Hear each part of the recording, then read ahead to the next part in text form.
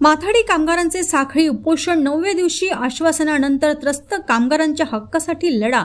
पडोलीत माथाडी कामगार आक्रमक, मजुरी वाढीसाठी सुरू साखळी उपोषण। माथाडी कामगारांचा संताप आंदोलनात व्यक्त। महाराष्ट्र राज्य वखार महामंडळ पडोली येथील माथाडी कामगारांच्या साखळी उपोषणाला आज 9वा दिवस सुरू आहे।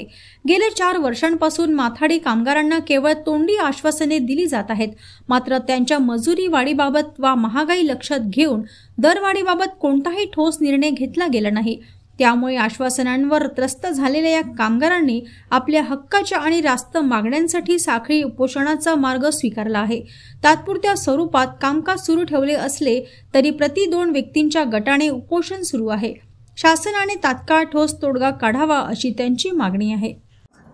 महाराष्ट्र राज्य वखार महामंडळ पडोली येथील माथाडी हमाल कामगार आपला रास्त मागण्याकरिता, आपली मजुरीचा माग करण्याकरिता 25 ऑगस्ट 2025 पासून इथे पाठबंद आंदोलन करीत आहे।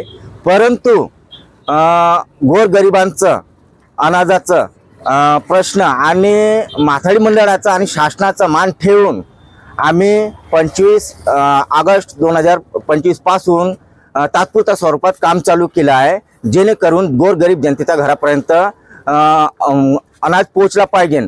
आणि आमचा आज साखळी उपोषणाचा हा 9वा दिवस आहे। परंतु आमचा या गरीब कामगारांकडे कोणताही अधिकारी, कोणताही कार्यकर्ता लोकांचा लक्ष नाही। आज शासन प्रशासनाचा या गोरगरीब कामगारांकडे दुर्लक्ष होत